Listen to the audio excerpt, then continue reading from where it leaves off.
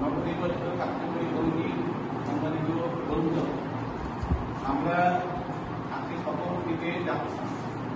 এই শপথের মধ্যে একটা উদ্দেশ্যটা হলো যে যারা শপথ নেবেন তারা এই শপথ বাক্য অনুযায়ী তাদের ভবিষ্যতে কার্যক্রম সব পালন করবে।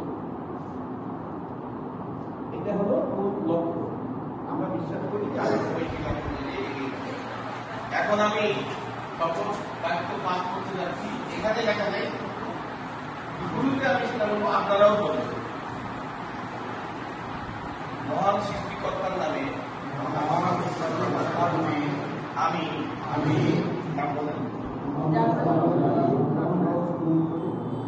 এই মর্মে শপথ হোমিওপ্যাথি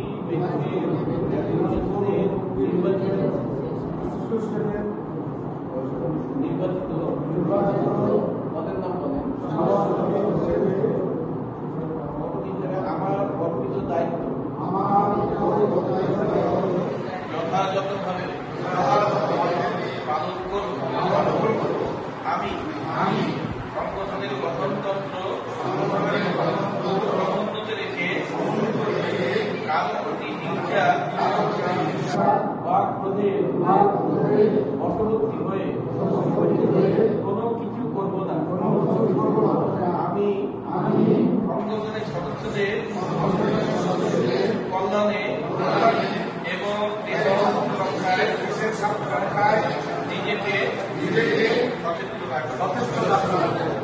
সবাইকে